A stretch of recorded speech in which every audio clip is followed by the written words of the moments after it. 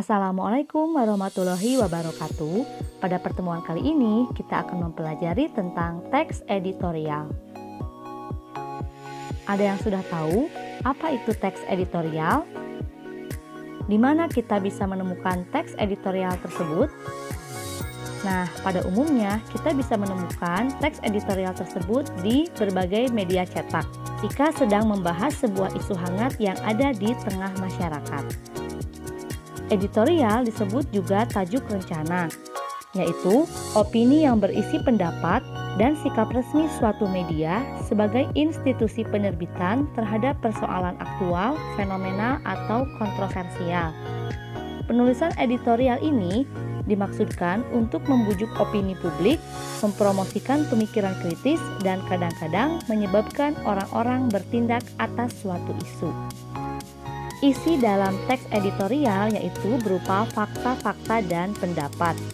Perbedaan fakta dan pendapat atau opini, jelas fakta tidak dapat terbantahkan, sedangkan opini justru masih bisa diperdebatkan. Fakta-fakta yang dimaksud itu aktual, fenomenal, dan kontroversial. Aktual, suatu teks editorial yang ditulis berdasarkan kejadian yang sesungguhnya atau yang masih hangat terjadi. Fenomenal ini merujuk pada suatu permasalahan yang sedang ramai diperbincangkan. Sedangkan kontroversial ini menimbulkan sebuah perdebatan atau permasalahan terhadap topik yang sedang hangat diperbincangkan, sehingga menimbulkan berbagai pendapat. Opini dalam editorial dapat berupa kritik, penilaian, prediksi, harapan, dan saran. Kritik ini merupakan kecaman atau tanggapan yang disertai uraian dan pertimbangan baik buruknya terhadap sesuatu. Sedangkan penilaian ini bisa diartikan sebagai menilai atau menelaah sesuatu. Prediksi merupakan dugaan terhadap sesuatu hal. Harapan merupakan sesuatu yang dapat diharapkan sehingga berharap menjadi sebuah kenyataan. Sedangkan saran berupa pendapat atau usul yang dikemukakan untuk dapat dipertimbangkan kembali. Adapun struktur dari teks editorial yaitu yang pertama, pengenalan isu, merupakan bagian pendahuluan teks editorial yang berfungsi sebagai pengenalan permasalahan yang akan dibahas dalam bagian berikutnya. Yang kedua yaitu argumentasi, merupakan bagian pembahasan yang berisi tanggapan redaksi terhadap isu yang sudah diperkenalkan sebelumnya.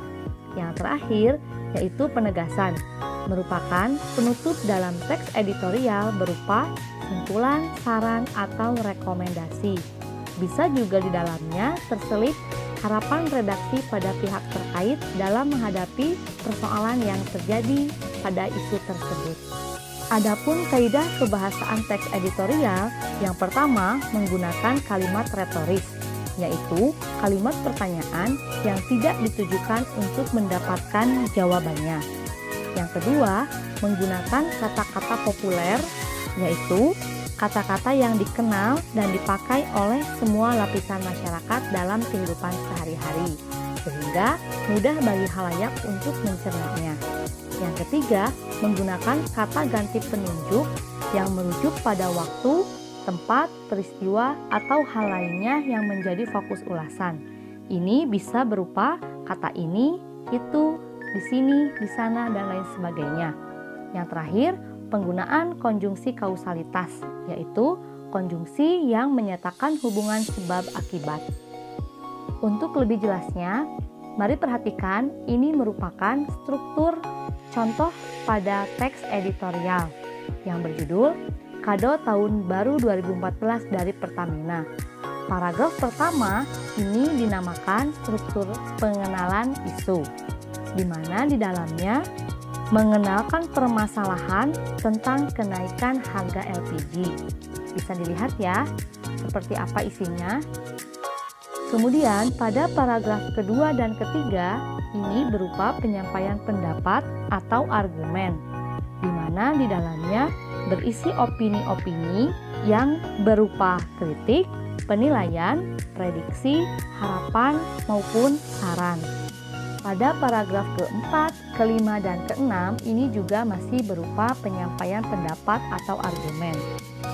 Bisa dilihat sekilas ya, bisa dibaca bagaimana isinya, bahwa di sini berupa opini yang masih dapat diperdebatkan.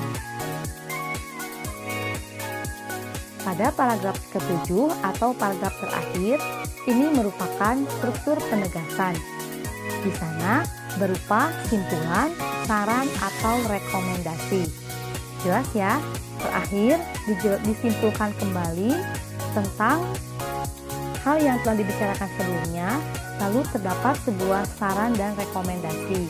Pada kalimat, seharusnya digunakan untuk sebesar-besar kemakmuran dan kesejahteraan rakyat. Dijelaskan juga dengan caranya seperti apa.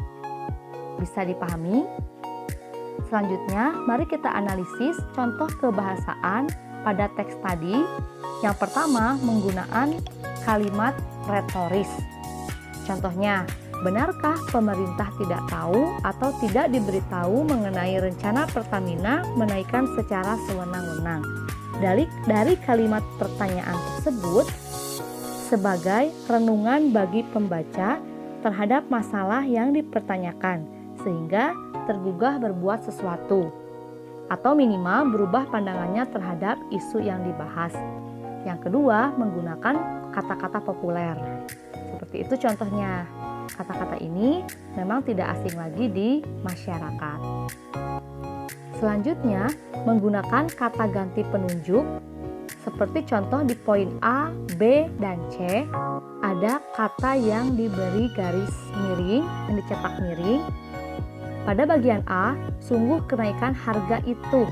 Kata itu di sana menjelaskan kepada hal tentang kenaikan harga LPG. Nah, bagian B, berdasar kesimpulan rapat itulah, kata itulah di sana menunjuk kepada rapat yang diselenggarakan bersama Presiden. Yang bagian C, dalam hal ini Menko Equin dan Menteri BUMN tidak tahu. Ini di sana menjelaskan tentang rencana Pertamina. Jadi, kata penunjuk itu jelas berkaitan kepada waktu, tempat, atau peristiwa yang menjadi fokus ulasan. Yang terakhir, banyak menggunakan konjungsi kausalitas. Masih ingat ya, konjungsi kausalitas itu konjungsi yang menjelaskan tentang hubungan sebab akibat. Di sana ada kata karena dan ditemukan juga kata sehingga. Jelas, kedua konjungsi itu termasuk kepada konjungsi kausalitas. Selanjutnya, silakan kerjakan tugasnya dengan membaca teks editorial berjudul Pengangguran Makin Bertambah, lalu analisislah struktur dan kaidah kebahasaannya secara teliti, seperti yang sudah dicontohkan sebelumnya. Terima kasih. Assalamualaikum warahmatullahi wabarakatuh.